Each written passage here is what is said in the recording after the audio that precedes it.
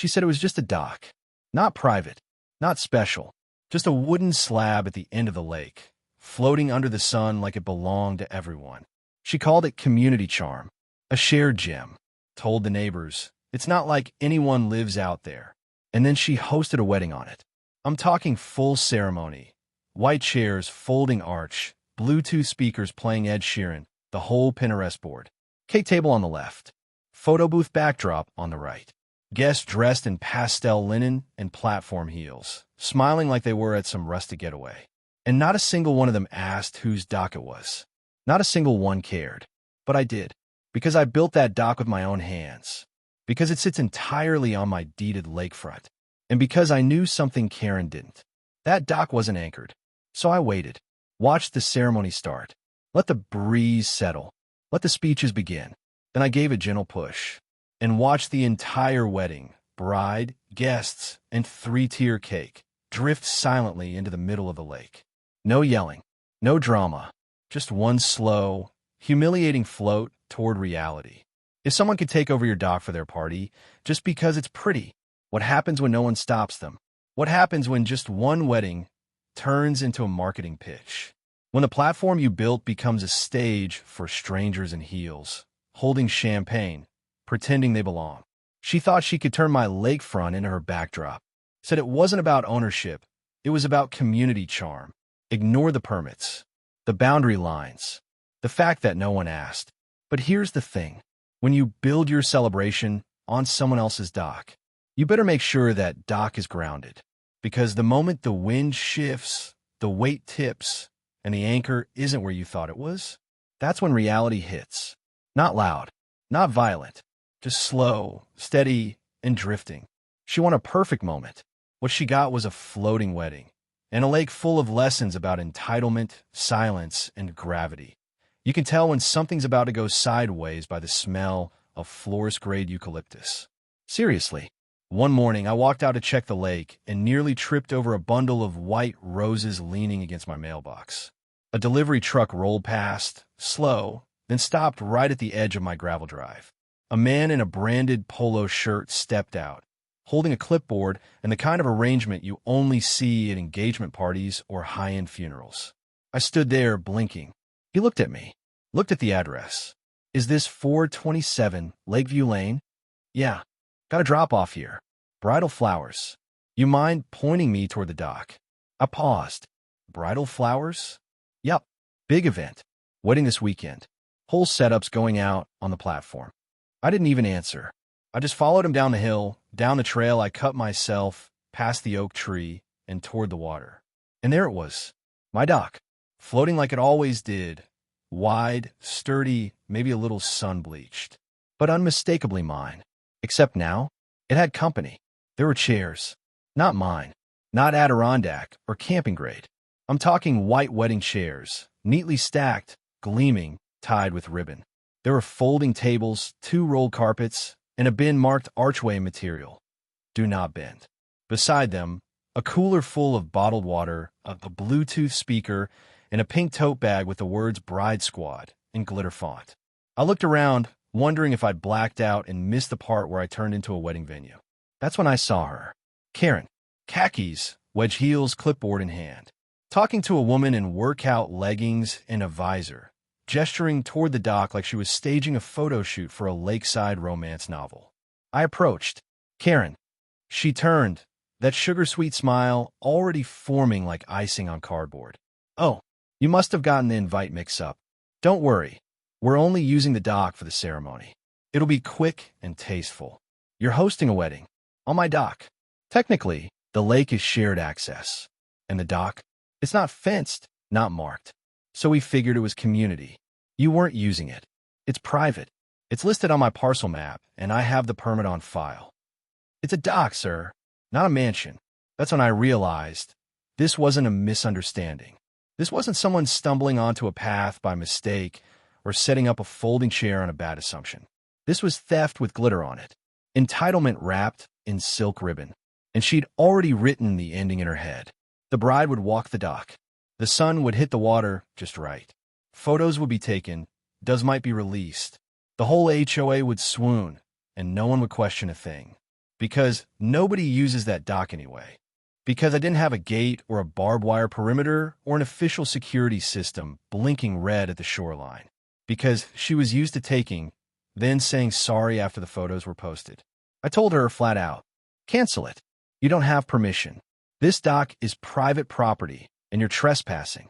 She laughed. Laughed. If you'd rather be bitter than helpful, that's your choice. But we're not moving the arch. Then she turned her back on me, like I was a minor inconvenience, like I was a gnat. And the worst part? I just stood there, fuming, processing, watching as the woman in leggings took out a tape measure and began plotting chair rows like she was planning a battlefield of pastels and peonies. I went home, didn't yell, didn't file the police report. I opened my laptop and scrolled to the original engineering file for the dock. You see, what Karen didn't know was that the dock wasn't just a dock. It was a floating, mobile, solar-powered platform with removable anchors. A drift dock, as I like to call it, my own invention, designed for flexibility during storm season and dock maintenance. It could be moved using nothing more than a pole push and a favorable breeze. And right now, the forecast called for sun and wind from the east. The next 2 days were quiet. Karen and her team came and went. More decorations. A white trellis. A banner that said, "Forever starts here." A teenage kid in a bucket hat dragged a PA system down the trail. They didn't speak to me. Didn't look up when I passed. I was invisible again. Just a silhouette in the window. A footnote in their lakeside fairy tale. But I kept track. I watched the placement of chairs. Measured the direction of the wind. Checked the dock's cleats. Loosened the rear tie. And let the mooring slack. Just enough. Not too obvious. Not enough to ruin anything. Yet, the morning of the wedding, I made coffee, sat on my porch, and watched as a caravan of hatchbacks, SUVs, and one very confused food truck made their way down Lakeview. Karen arrived first, naturally, clipboard in hand, Bluetooth headset in place. She wore pastel. Of course. Guests trickled in, men in blazers, women in heels, one guy in a tux too tight for July. And they all paraded down my trail, laughing, cooing, oblivious. The bride arrived last.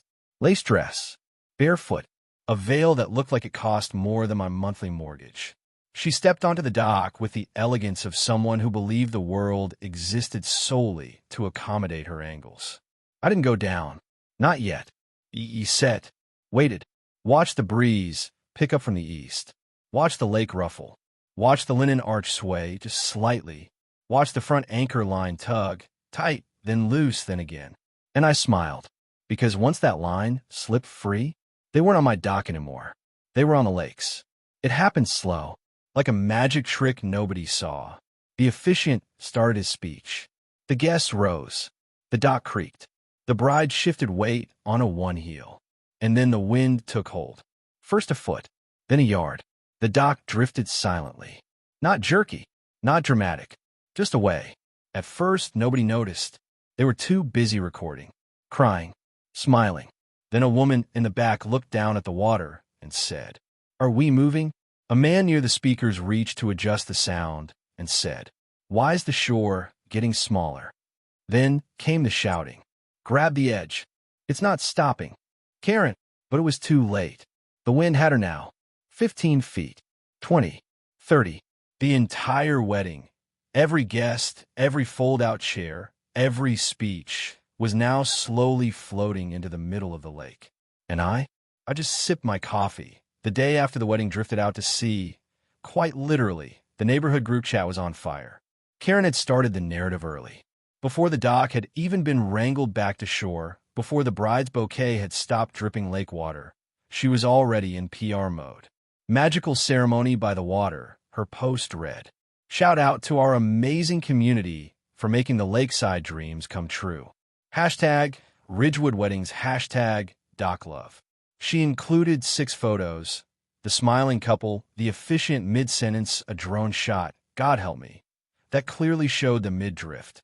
No tags. No mention of ownership. No apology. Just that same smug assumption. If it floats in the middle of the lake, it must belong to everyone. By noon, the Ridgewood HOA account had reposted the photos. By evening, Someone made a Ridgewood wedding package PDF mock-up. Elegant serif fonts. Suggested vendors. Sample pricing tiers. I kid you not, they included my dock in the promotional layout. As if I were the one hosting. As if the whole thing hadn't ended with guests paddling their way back to shore in a kayak borrowed from my neighbor's terrified kid. They turned it into a feature. A joke. A branding opportunity. That was the moment I knew this wasn't just about the dock anymore. This was about ownership and rewriting truth in broad daylight. Karen didn't apologize. She doubled down. I received my first formal notice that evening, an email from the Ridgewood HOA board titled, Clarification Regarding Community Access Areas. It read like a cross between a legal memo and a kindergarten newsletter. Dear resident, in light of recent confusion regarding the use of communal lakefront spaces, the HOA would like to remind all property owners and residents that the shoreline and adjacent natural features are considered part of the Ridgewood shared recreational environment. I stopped reading there. It was coded, sure, but the implication was clear. They were trying to redefine my dock as communal, and worse, they were hoping I'd be too passive, too rural, too quiet to fight back. So I opened my filing cabinet and pulled out the folder. Every landowner has one. It holds the stuff that actually matters. Deeds, survey maps, permits, receipts, correspondence with people who assume fences are optional. Inside mine, a water structure permit dated 6 years prior. A county inspector's signed approval for private dock construction. Photos of the dock's anchors. Blueprints stamped by a licensed engineer. And, my personal favorite, a notarized letter from the State Shoreline Authority confirming the dock's location as entirely within parcel hashtag 47B, Ridgewood boundary excluded. Translation? It's mine. On paper. On satellite. On every level that matters. The next day, I brought copies to the HOA office. Walked right in, handed them to the bored teenager behind the counter, and said, please add these to your files under property hashtag 47B. Effective immediately, I expect a retraction of any claims that dock is public or shared access. He blinked, then said, are you the guy from the wedding thing? I didn't answer. I left. 2 days passed. Nothing. Then came the article. A local lifestyle blog picked up the story. Karen had submitted it herself. Lakeside Love. How one HOA created the perfect floating wedding experience. I read it 3 times. Not once did it mention the word permission. It praised Ridgewood's innovative approach to underused dock spaces. Said they leveraged community access points to create a magical moment. Leverage. Like it was a startup. Like my dock was some kind of shared Wi-Fi signal the whole neighborhood could tap into with a charming hashtag. That night, I took a walk down to the shoreline. The dock had been pulled back in. Mostly, someone had left a folding chair behind. A plastic flute of Prosecco floated near the edge. The arch was still upright, like a tombstone for reason. I didn't say anything. Didn't file a suit. Not yet. I started planning. The first move was silence. I stopped replying to the emails.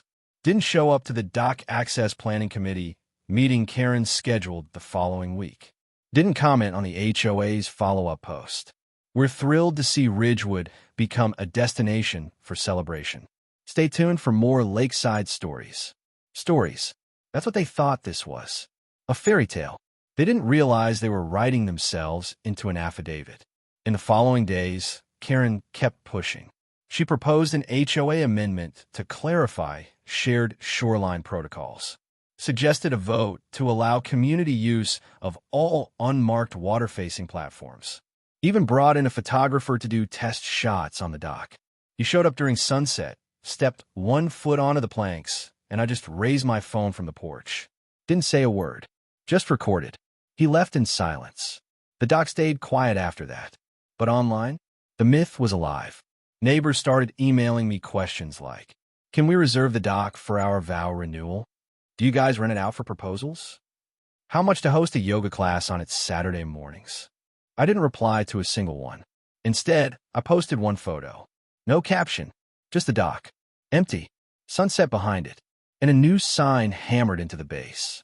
Handmade, weather-sealed, bold black lettering, private floating structure, Permit hashtag 644. B parcel 47B. Not for public use. Not for rent. Not for weddings. No likes. No shares. Just silence. But that silence? It said everything. The lake has always been quiet at night.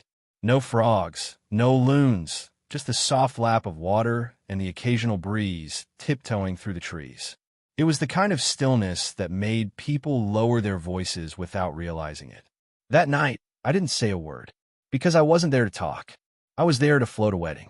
It started like most terrible HOA decisions do, with an email. This one was titled, Bridal Brunch at the Lake. All residents welcome to celebrate. The event was scheduled for Saturday morning. Apparently, the bride, Karen's niece, was still in town and had decided she needed a second event to complete her wedding week experience. This time would be smaller. A brunch, some mimosas, a local acoustic guitarist. The invite included phrases like light lake fare, pastel linens, and love-themed trivia. I read it twice. Then I checked the forecast. Light wind from the south. Gentle, warm, consistent, perfect. At midnight the night before, I slipped down to the dock with a red flashlight, a wrench, and the kind of grin that only shows up when karma's about to go for a swim. The dock's design, as you may remember, was never really about public use. It was built with 2 front cleats for minor shoreline tie-down and 2 rear float arms that moored it gently to an underwater stake system. Most folks wouldn't even notice the anchors. They were clean, quiet, submerged just below surface tension. All I had to do was loosen the fastenings. Not remove, just loosen. Just enough to let the dock dream of freedom. And dream it would. Before I left, I ducked down behind the bench post and clipped a GoPro under the flower trough, facing forward. Motion activated. Night vision. Fully charged. 32 gigabytes card. Time stamped. You know, for documentation purposes. Then I made my way back up to the porch and slept like a man who already knew the punchline. Saturday morning came with the kind of golden sunrise that only happens when someone is about to get exactly what they deserve. I brewed coffee, put on my oldest fishing hat, and waited. At 9:07 a.m., the procession began. I heard the music first, soft strumming, some guy crooning a Jack Johnson cover like it was the first song ever written. Then came the tinkle of mimosa flutes. Laughter. Folding chairs creaking under pastel skirts. They set up the entire brunch on my dock like it was a floating Airbnb. White linens. A cake stand. One of those ridiculous chalkboard signs that read, Love you brunches. I could see it all from the porch. But I didn't move. Not yet. They were just finishing the first toast when I made my way down the hill, paddleboard in hand. I approached from the far side, quiet, out of view, sun behind me. When I got close enough to see Karen leaning against the rail, like she was the queen of some maritime estate, I smiled. Then I reached forward and gave the dock one gentle push. It didn't lurch. It glided, almost politely, like it had been waiting for the invitation. The wind helped. Light but sure. It caught the canopy, the cloth napkins, the open parasol someone had wedged in a champagne bucket. Within 20 seconds, they had moved 6 feet from shore. By the time Karen noticed, the dock was already floating like an outgoing ferry. Are we moving? That came from someone holding a fruit skewer. Karen? Did you anchor this? The guitarist stopped mid-strum. Someone dropped a mimosa. Then came the full realization. They were adrift. No paddles. No exit ramp. Just open water. A dozen brunchers floating slowly, peacefully, helplessly into the middle of the lake. I sat on the bank with a glass of iced tea, watching the show like it was opening night. Karen stood up and barked orders like a cruise director in crisis. Someone call the HOA. Push us back. Who let this happen? One poor guy tried to throw a folding chair into the water like a paddle. Another woman attempted to splash with her hands. The guitarist began humming the Titanic theme. I nearly choked on my lemon slice. Meanwhile, the GoPro caught everything. The panic. The realization. The moment when the tablecloth caught the wind like a sail and nearly capsized the coffee tray. Karen leaned over the edge and screamed at the shoreline. I waved. She yelled again. Get us back now. This is illegal. I sipped my tea. Private dock, I called calmly. You're trespassing. Again. You set us adrift. Nope. The wind did. You just didn't read the warning sign. It took 35 minutes for someone to call a neighbor with a kayak. They paddled out like a lifeguard in a sitcom, towing the brunchers back two at a time, while the dock bobbed lazily in the background. By then, the mimosas were warm, the quiche had collapsed, and the guitarist had stopped pretending anyone was listening. When the last guest stepped off on a dry land, soggy and silent, Karen turned to me. "This is harassment. You'll be hearing from our legal team." "Please do," I said. "I've got the footage. From 2 angles." She left. No thank you. No apology. Just a glare and a stomp. I waited until she was gone, then retrieved the GoPro, reviewed the footage, and backed it up in 3 places, just in case. Because some brunches you forget. But others? Others become exhibits. The invitation came folded in official HOA letterhead, sealed with a gold sticker like it was something noble. Subject: Emergency Meeting, HOA Board Review of Lake Incident. Location: Ridgewood Community Center. Time: Wednesday, 6 p.m. Tone: half threat, half desperation. They called it a lake incident, like brunch had accidentally rolled off a dock and landed on a goose. No mention of the drifting. No mention of the trespassing. And certainly no mention of the fact that a bunch of pastel-drenched residents had turned my private dock into a floating mimosa disaster. But I showed up anyway. I wore a blue button-down. Nothing flashy. Carried a manila folder, a flash drive, and the GoPro. And I brought a chair. Not for me. For the truth. The Ridgewood Community Center looked like every HOA building. Faux rustic, artificially clean, and filled with the hum of tension that only comes from a room full of people pretending they didn't do something wrong. Karen stood near the front, papers in hand, smile pulled tight like it was stapled in place. She wore a muted coral blazer. Too bright for a funeral, too formal for an apology. About 30 residents filled the plastic chairs, murmuring with that specific HOA crowd energy. Equal parts outrage and gossip addiction. The board sat behind a folding table with a pitcher of lemon water, legal pads, and 0 eye contact. I sat in the back row. Quiet. Calm. Waiting. The meeting began with the HOA president, a man named Lowell who had the charisma of a wet stamp and the spine of overcooked linguine. "We've called this meeting to address the events that occurred during the recent Ridgewood wedding brunch." He didn't say on someone's private dock. He didn't say without permission. He just said events. Karen leaned into the mic like she was accepting an award. "First, I want to thank everyone who supported the community celebration. Ridgewood has always been a neighborhood that embraces joy and togetherness." Someone in the crowd coughed. She continued, "We understand that some property questions have arisen, but we'd like to clarify that the intention was never to infringe, only to celebrate. And I believe we all know." That's when I stood up, calmly, deliberately, and walked to the front.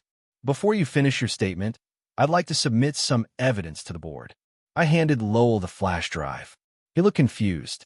"What is this?" "Footage. Documentation. Context." I plugged it into the projector myself. Karen froze.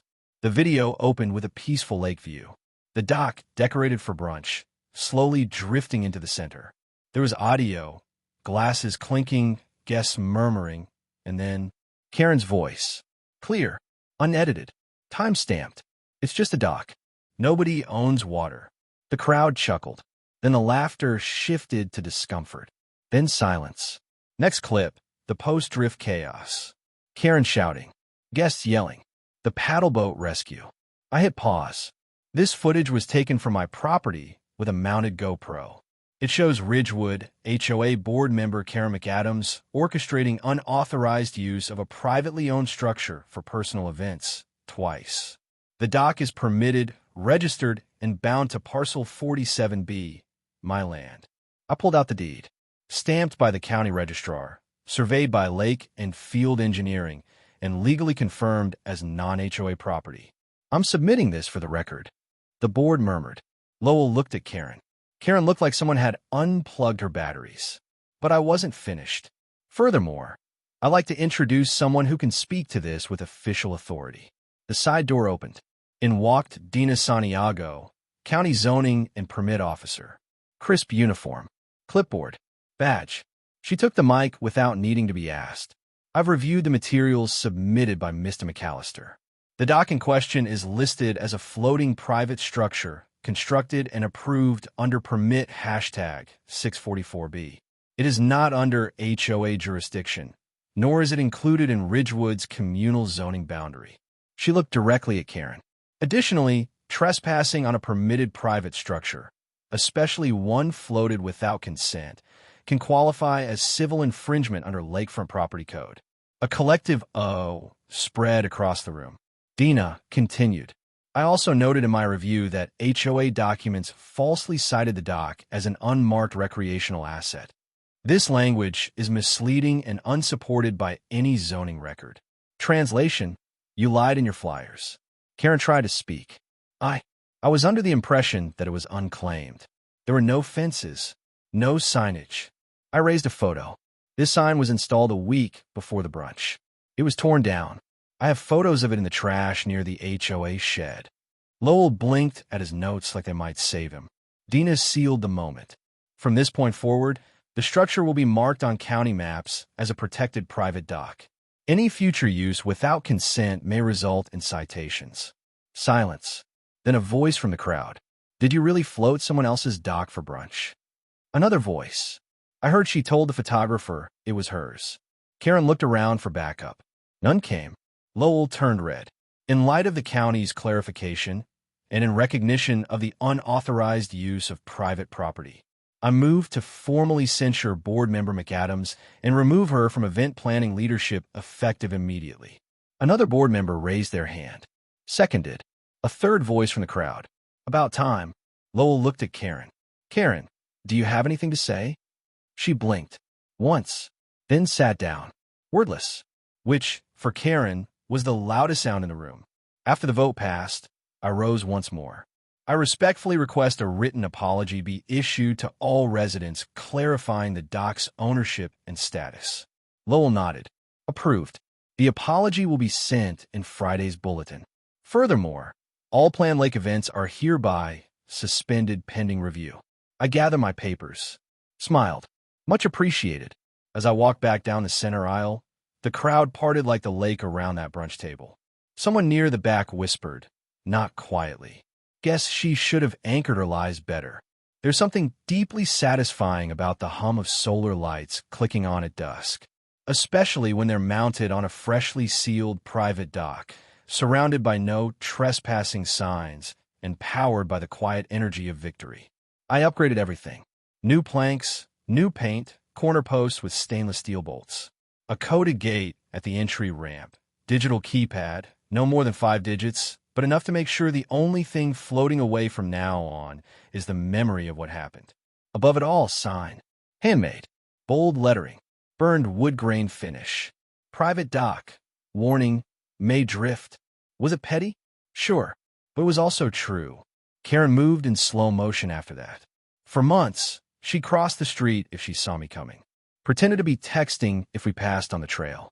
Once, she dropped her reusable grocery bag just to avoid eye contact. The HOA sent out their official apology, black text on beige stock, folded neatly, hand-delivered like it might soften the blow. Inside it read, "We regret the misunderstanding regarding the use of a privately owned dock during recent events. Future lakefront activities will be subject to parcel boundary review and owner approval." Translation: don't touch what you don't own, and definitely don't brunch on it. New leadership came in, thankfully. Younger, sharper, allergic to scandal. At the first board meeting, they did what the previous crew never had the nerve to do. They brought a topographical survey and posted laminated prints in the HOA office, clearly marking public, leased, and privately held land around the lake. They even added a little red dot over my dock. Not for shame, but for clarity. A warning buoy printed in ink. The cherry on top? Local news picked it up. Apparently, someone leaked the footage. Not the full drift, just the highlight reel. The brunch. The shouting. The moment Karen declared, "Nobody owns water," while champagne flutes bobbed in the background. The headline practically wrote itself. Bride adrift on entitled wedding dock. The anchor laughed halfway through reading it. The comments were merciless. Next time, get the doc's consent. Plot twist. The doc wanted out of the wedding too.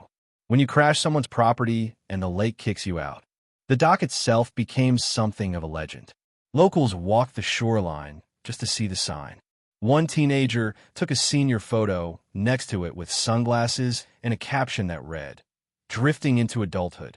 Another asked if I consider renting it out for influencer content. I declined, but nicely. Boundaries didn't need to be bitter, just firm. Every spring now, the HOA sends out a digital lakefront reminder. It includes things like, don't use structures you didn't build, respect dock signs, and boundary markers. All HOA events must be vetted by the zoning subcommittee. My dock is always the example, the punchline that became policy. And honestly, I'm good with that. Some Saturday mornings, I sit out there with a thermos of coffee. Sun rising, water still, a ripple here and there. The solar lights blink off one by one as the sky turns gold. No brunches, no weddings, no linen napkins, just peace, and maybe a little breeze from the south. Just enough to remind the lake that this dock can still move if it wants to. She thought the lake was hers, that the dock was just a platform, a picturesque piece of background she could dress in flowers and music and pastel promises. She didn't ask, didn't knock, just showed up with folding chairs, a wedding arch, and an invitation to pretend. Because when entitlement looks pretty enough, people call it celebration. But the thing about floating property, it moves. It's not fenced. It's not chained. It doesn't argue or shout. It simply waits until the wind shifts, until the anchors loosen, until reality gives it the gentle push it needs to drift away. And when you build your moment on something that doesn't belong to you, don't be surprised when it sails out from under your feet. Some lessons aren't loud. They don't come with sirens or lawsuits. Sometimes they come with water lapping at your heels, with the sound of champagne flutes tipping over, with the slow silence of a shore slipping out of view. Not every boundary is marked by a gate. Some are written in current, in wood, in quiet ownership. And if you don't respect them, they have a way of floating the truth back to you.